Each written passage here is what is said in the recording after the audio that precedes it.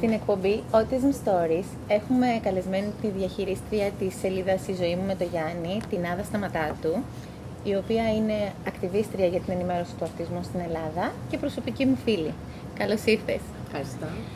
Πάμε σήμερα να κάνουμε μια συνέντευξη λίγο διαφορετική από όλες τις υπόλοιπες. Έτσι κι αλλιώς και εσύ και εγώ είμαστε πάρα πολύ εξοικειωμένες με το διαφορετικό. Το έχουμε βιώσει καθημερινά. Οπότε, χωρίς πολλά προκατακτικά και αναμονές, να περάσουμε στις ερωτήσεις. Σύμφωνοι? Βέβαια, είμαι έτοιμη για μια διαφορετική συνέντευξη επιτέλους. Επιτέλους. Πες μου λιγάκι. Θέλω να μου πεις ένα λόγο για τον οποίο θα διαβάσει το βιβλίο σου μια μητέρα μεν, αλλά που δεν έχει παιδί με αυτισμό. Ναι, καταρχήν θα ήθελα να το διαβάσουν όχι μόνο γυναίκες ή μητέρες ή μέλουσες μητέρες. Θα ήθελα να το διαβάσουν και άντρες, μέλλοντες πατέρες και έφηβοι και φοιτητές. Γενικά να το διαβάσει κόσμος που δεν έχει σχέση με τον αυτισμό. Εγώ το έγραψα για αυτούς, δεν το έγραψα για τους ανθρώπους που έχουν μέσα στο οικογενειακό τους περιβάλλον κάποιον άνθρωπο με αυτισμό. Θα ήθελα να το διαβάσουν πρωτίστως οι άλλοι άνθρωποι. Δηλαδή ο λόγος που ξεγυμνώθηκα και έγραψα κάτι τέτοιο τόσο προσωπικό είναι για να ενημερώσω όλο και περισσότερο κόσμο που δεν έχει καμία ιδέα το πώς ζούμε εμείς οι οικογένειες με κάποιον αυτιστικό στο περιβάλλον μας. Θα ήθελα εκείνοι να το διαβάσουν για να μας βοηθήσουν στην αποδοχή του.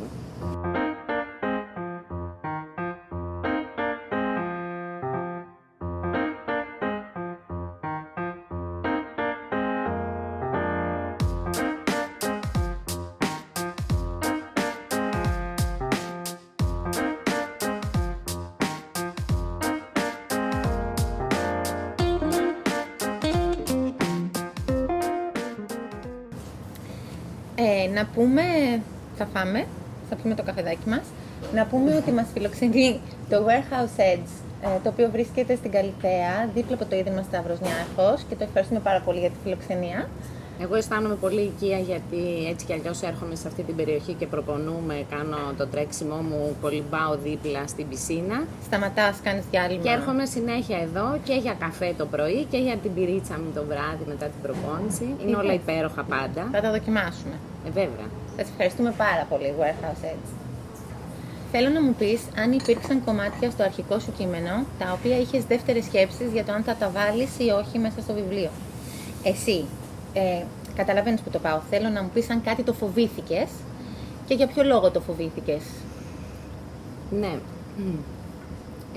Να πω ότι καταρχήν ότι αυτό δεν είμαι συγγραφέας. Αυτό είναι ένα καθαρά βιωματικό, μια κατάθεση ψυχής αυτό το βιβλίο. Το είχα όλο μέσα στο μυαλό μου, απλά έπρεπε να το γράψω. Γι' αυτό και το γράψα τόσο γρήγορα, γιατί ήξερα την αρχή, τη μέση και το τέλος. Εννοείται ότι υπήρχαν κομμάτια τα οποία προσπάθησα να γράψω, τα έγραψα, αλλά τελικά αποφάσισα ότι δεν θα μπουν στο βιβλίο, γιατί δεν ήταν, νομίζω, η ελληνική κοινωνία έτοιμη για κάτι τέτοιο. Αυτά τα κομμάτια έχουν σχέση με την σεξουαλικότητα του Γιάννη και την εφηβεία του και πώς το βίωσα εγώ. Δεν αφορούν δηλαδή μόνο ένα αυτιστικό άνθρωπο στην εφηβεία και την σεξουαλική του διαπαιδαγώγηση, αλλά και εμένα μαζί του, το πώς το βίωσα εγώ, γιατί η ηλικιακή στιγμή που ο Γιάννης ήταν στην εφηβεία, ήμουνα και εγώ πάρα πολύ νέα γυναίκα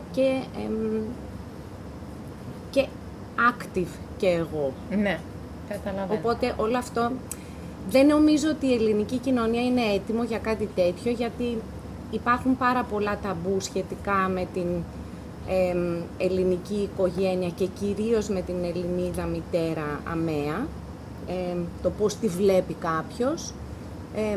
Δεν έχει διαχωρίσει η ελληνική κοινωνία το ότι μια οικογένεια αμαία και κυρίως μια γυναίκα, η οποία έτσι κι αλλιώς στην ελληνική κοινωνία είναι η μητριαρχική οικογένεια, οπότε έχουν την γυναίκα σαν ρόλο συνέχεια ότι είναι μητέρα, ότι θα αφήσει εκείνη τη δουλειά της, ότι θα γίνει απαραίτητα νοικοκυρά, ενώ μπορούν να συνυπάρξουν αυτά τα πράγματα. Όταν υπάρχει και ένα πρόβλημα, είναι ακόμα πιο σίγουρο ότι η γυναίκα θα αφήσει η μητέρα θα αφήσει τη δουλειά της. Οπότε και εγώ και εσύ, και γι' αυτό είμαστε φίλες, προάγουμε το ότι μια μητέρα αμαία και μια μητέρα με ένα τόσο δύσκολο πρόβλημα όπως είναι ο αυτισμός μέσα σε ένα σπίτι, προάγουμε ότι μπορεί να είναι ωραία, μπορεί να είναι νέα, μπορεί να διασκεδάσει, μπορεί να βγει.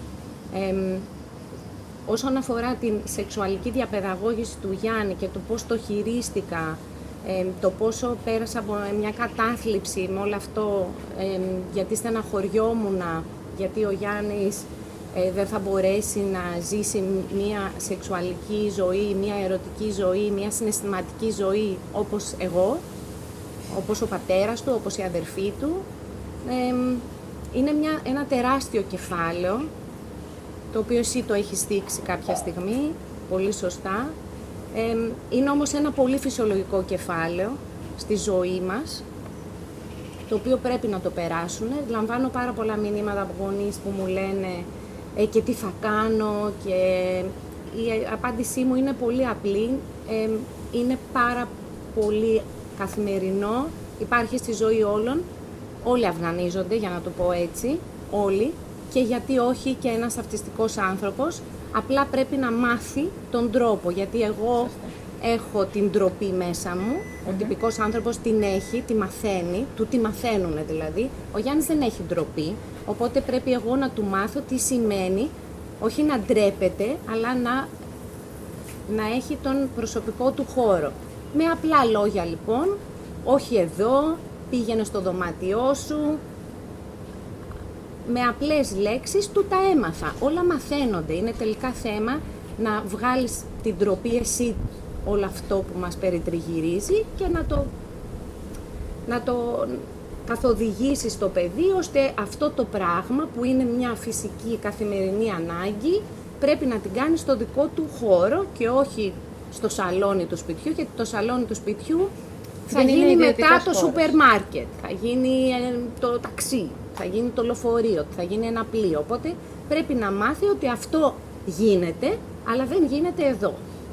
Δεν ήταν έτοιμη η ελληνική κοινωνία για κάτι τέτοιο, για να περιγράψω σε ένα κεφάλαιο σκηνές που έγιναν μέσα στο σπίτι μας. Δεν ήταν έτοιμη. Για πες μου λίγο, ο πατέρας του Γιάννη θα μπορούσε να έχει γράψει ένα αντίστοιχο βιβλίο? Να σου εξηγήσω τη σκέψη μου. Δεδομένου ότι πολλά κομμάτια είναι και δικά του. Το κομμάτι της διάγνωσης, του σοκ φαντάζομαι, του αποχωρισμού. Δεδομένου ότι και εκείνος τρέχει μαραθωνίους με τον ίδιο σκοπό με σένα για την ενημέρωση του αυτισμού. Θα μπορούσε να είχε κάνει και εκείνος κάτι αντίστοιχο, πιστεύεις? Όχι.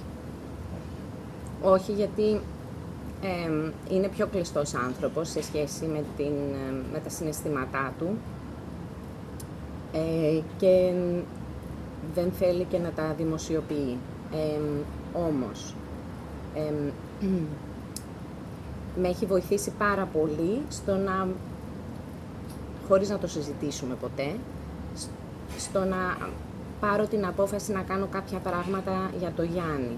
Γιατί εγώ ήμουνα πιο συναισθηματικά δεμένη με όλο αυτό το πράγμα και εκείνος με βοήθησε να μπορέσω να ξεπεράσω κάποια πράγματα. Δεν θα μπορούσε ποτέ να γράψει ένα τέτοιο βιβλίο, αλλά είναι σίγουρα ένα απόσπαστο κομμάτι αυτής της πρωτοβουλίας που πήρα να γράψω αυτό το βιβλίο.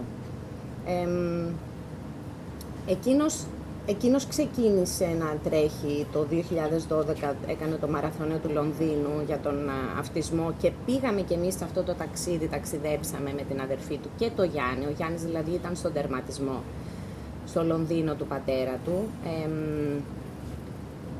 και εγώ ξεκίνησα πάρα πολύ αργότερα. Και εκείνος πια κάνει τρίαθλο για τον αυτισμό, εγώ κάνω και μαραθωνίες και τέτοια. Κάπως το έχουμε ενώσει αυτό το κομμάτι, του έφτιαξα εγώ ένα μπάνερ. Πέρυσι στο Παγκόσμιο Πρωτάθλημα τριάθλου στη Νίκαια δούλευα και ήμουνα στον τερματισμό. Γενικά στο εξωτερικό είναι πάρα πολύ σύνηθες να μιλάς και να προσπαθείς να φέρεις awareness για ένα θέμα και τόσο πολύ τρανταχτό όπως είναι ο αυτισμός και η αποδοχή του, όπως είναι στο εξωτερικό, και προσπαθούμε να το φέρουμε και στην Ελλάδα και μακάρι να ενσωματωθεί και σε άλλους αγώνες, να γίνει δηλαδή και στον κλασικό μαραθώνιο της Αθήνας, να τρέχουν για τον αυτισμό. Θα είναι πάρα πολύ σημαντικό, γιατί βγάζεις προς τα έξω ένα θέμα και κάποιος θα δει το μπλουζάκι και θα πει τι είναι αυτό και γιατί. Σωστά. Να πω εδώ σε αυτό το σημείο, το έχω ξαναπεί και θα το ξαναπώ, θεωρώ ότι η Άδα είναι 42 χιλιόμετρα και 195 μέτρα μπροστά από όλους εμάς τους υπόλοιπους στον αγώνα για την ενημέρωση για τον αυτισμό στην Ελλάδα, γιατί τα εύσημα πρέπει να δίνονται όταν πρέπει να δίνονται. Θυμάμαι που μου το έχεις γράψει αυτό και είναι πολύ συγκινητικό και κάθε φορά που το ακούω συγκινούμε. Πρέπει να το κάνουμε, να τα λέμε. Θα περάσουμε να κάνουμε κάποιες ερωτήσεις τώρα, θα σου δίνω τα χαρτάκια, θα τις διαβάζεις εσύ και θα απαντάς με ναι ή όχι. Αν θες να το αναπτύξεις, είναι πάνω σε σένα. Ναι. Αλλά εγώ θέλω σίγουρα ένα ναι ή όχι. Θα διαβάζεις προσεκτικά, γιατί υπάρχουν παγίδες. Λοιπόν, ξεκινάμε. Θα έδινες ένα μετάλλιο μαραθωνίου για ένα καλημέρα μαμά από το Γιάννη. Πρόσεξε, δεν σου λέω σ' αγαπώ. Ένα απλό καλημέρα μαμά. Ναι. Δεν θα έδινα μόνο ένα μετάλλιο. Θα έδινα το δεξί μου χέρι. Εννοείται, δεν έχει τίποτα σημασία. Εξάλλου, κάθε μετάλλιο που έχω πάρει είναι για το Γιάννη. Και για κάθε Γιάννη.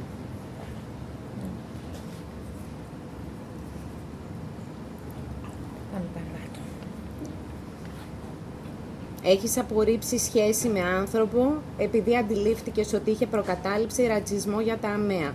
Εννοείται.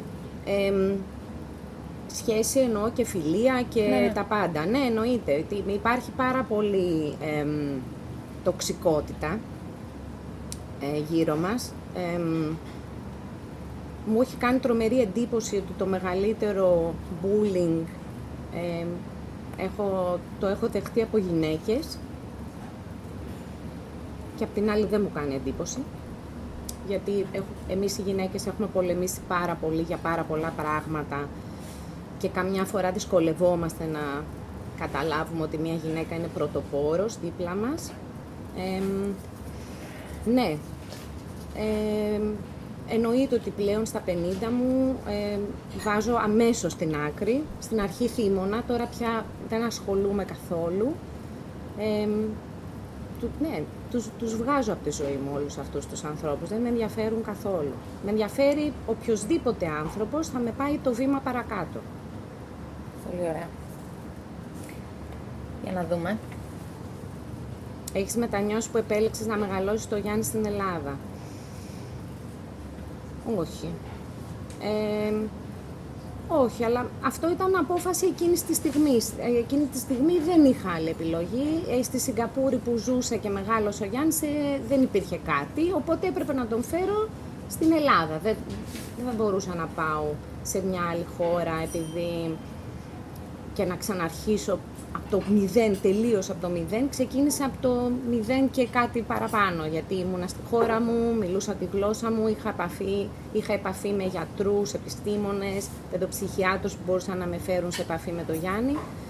Οπότε όχι, δεν έχω μετανιώσει. Εξάλλου, στο σήμερα, αν το πάμε στο σήμερα, χαίρομαι που επέλεξα την Ελλάδα και τελικά έχω καταλήξει στο να μιλάω για τον αυτισμό και να προσπαθώ να αλλάξω κάτι στη χώρα μου για τον αυτισμό. Μπράβο.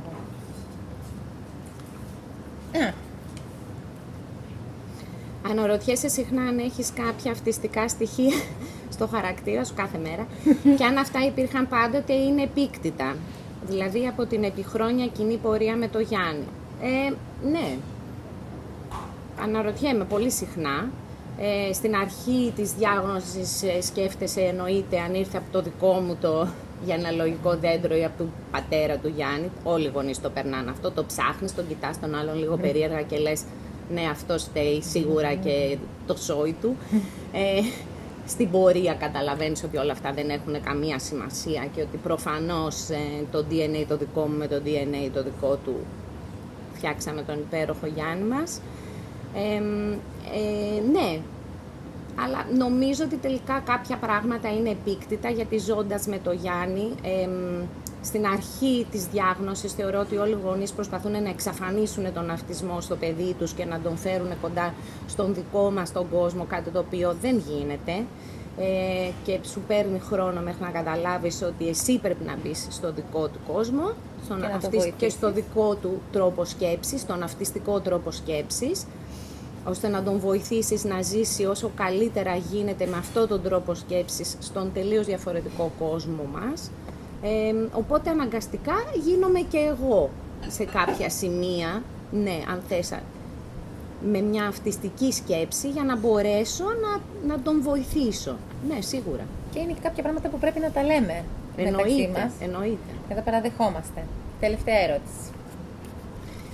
Με τους 100.000 να σε διαβάζουν τη σελίδα σου, πιστεύεις ότι έχεις πετύχει τον αρχικό σου στόχο? Όχι. Όχι. Δεν έχουν σημασία τα νούμερα. Καθόλου. Και δεν με ενδιαφέρει. Ποτέ δεν κάθομαι να κοιτάζω πόσα like, πόσα σχόλια έχω, ποιος έκανε αναδημοσίευση. Δεν με απασχολούν αυτά. Είμαστε πάρα πολύ πίσω, γιατί θα πω ένα πολύ απλό παράδειγμα. Όταν συνεχίζω και διαβάζω μέχρι σήμερα σχόλια από κάτω που μου λένε «εσείς οι μανούλες», αυτά τα παιδάκια με υποκοριστικά, τα οποία αμέσως αυτά σε προδιαθέτουν για λύπηση, ναι, δεν έχω πετύχει τίποτα από το στόχο μου. Τίποτα. Θεωρώ ότι δεν έχω κάνει ένα τίποτα. Δεν είμαστε μανούλες, είμαστε μάνες, λιοντάρια, το ξέρεις. Τα παιδιά μας δεν είναι παιδάκια, είναι παιδιά. Το ότι ένα παιδί γεννιέται με θέμα, αυτομάτως δεν γίνεται το παιδάκι. Είναι ένα παιδί. Παιδί με down, παιδί με αυτισμό, παιδί με καρκίνο. Δεν είναι παιδάκι με καρκίνο. Αν κάνεις μια βόλτα στο παιδόν, κανένα δεν είναι παιδάκι. Δεν μπορείς να πεις κανένα παιδάκι, είναι λιοντάρια όλα, με μάσκες. Πλέον. Και είναι όλοι λιοντάρια. Δηλαδή, θεωρώ ότι αν η ελληνική κοινωνία δεν με πει η μαμά του Γιάννη, η μαμά του Γιώργου, και δεν με πει μανούλα, ότι δεν έχω καταφέρει τίποτα. Το σκέφτομαι κάθε μέρα που διαβάζω αυτά τα σχόλια και λέω πότε θα αλλάξει αυτό το πράγμα. Άρα έχεις πολύ αγώνα ακόμα μπροστά σου. Έχουμε αγώνα. Έχουμε πολύ αγώνα μπροστά μας για να αλλάξει αυτή η νοοτροπία. Δεν είμαστε καημένοι. Σωστά. Και δεν πρόκειται να σταματήσουμε. Ποτέ. Σε ευχαριστώ πάρα πολύ για όλα. Να ευχαριστήσουμε και το Warehouse Edge για τη φιλοξενία άλλη μια φορά. Και τις θερμίδες. Και τις θερμίδες. Θα φροντίσουμε. Καλές θερμίδες όμως. Καλές θερμίδες. Αλήθεια. Ναι. Εσύ τα ξέρεις λίγο περισσότερο. Εντάξει, αυτό όχι τόσο. Γι' αυτό το αφήσαμε τελευταία. Σας ευχαριστούμε και εσάς που ήσασταν εδώ να μας παρακολουθήσετε. Θα τα πούμε ξανά. Ευχαριστώ, Άδα. Ευχαριστώ.